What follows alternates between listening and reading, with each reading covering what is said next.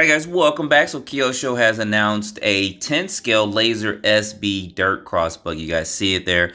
Now this is going to be a 4-wheel drive 10 scale buggy, and it is going to be a kit. Meaning, of course, you guys know a kit you got to put together.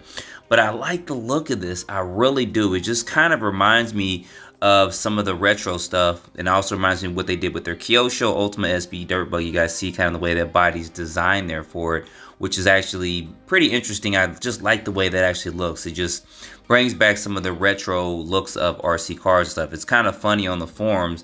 A lot of guys are focusing in on the wheels of it. They said they love the wheel design, and it actually is pretty cool. It'd be also pretty cool if they do this in an 8 scale type buggy, but we got a 10 scale, and it's actually pretty interesting. Now, I don't know about the price and stuff just yet, but when I get that, I'll let you guys know probably in the community page. But I like that it has that little figurine in it.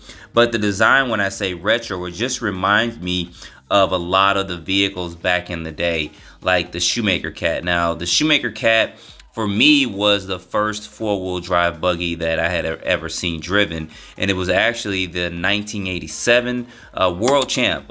So if you guys want to know the history of that, I'll tell you about that in another video. But it was interesting in the design for it because, if I recall, it did have a belt-driven drivetrain where it didn't have a shaft driven or anything like that. It was my first time actually seeing this, and it ran so smooth, and it had an electronic speed controller when I saw it back in the late 80s for it. But Shoemaker did go back in. They did re-release something like this. They did, I think it was maybe several months ago, they released the, I guess it was kind of a rebrand of the Cat XLS, and you guys see this here, and they did do some updates to it so that it could perform better and work better with today's technology, brushless motors and all that, and LiPo batteries. They didn't have that back then, so you'd be surprised at what we ran back in the day and why nitro was the king back in the mid 80s and late 80s and stuff. But anyway, back to this. There's a look at the design of it there.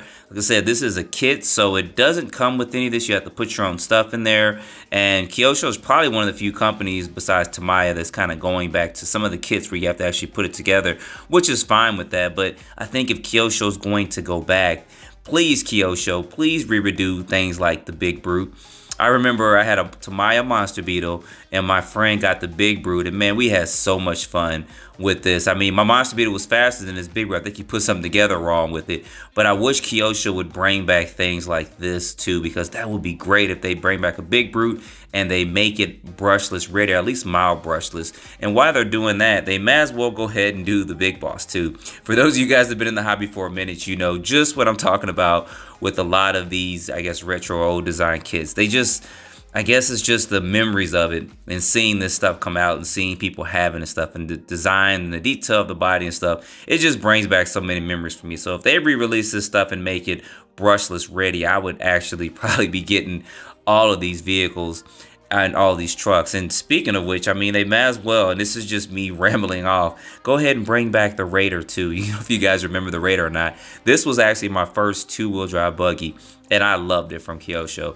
I mean, it's just so much that when I see stuff like this, I wish Kyosho would go back in, redesign this, and then actually just make it a little bit more durable so that it's brushless ready, because they know we're going to put brushless in these vehicles and run them. Like, if they redid this, I would be on this. I mean, I would buy one from eBay, but it's really not going to hold up, and it's going to be hard to get parts and stuff for it. But it was my first 2-wheel drive buggy. I did race and stuff like that. We had block races and stuff with it. But anyway, I'm getting off on a tangent and reminiscing about the good old days. So anyway, put down in the comments what you guys think about this. I don't know the exact price yet. I think it was like $2.99 in euros or something like that, so who knows what it'll be in the States. But once I find out some information, I'll let you guys know. So don't forget to like, subscribe, and stay tuned for the next video. As always, I appreciate you guys watching.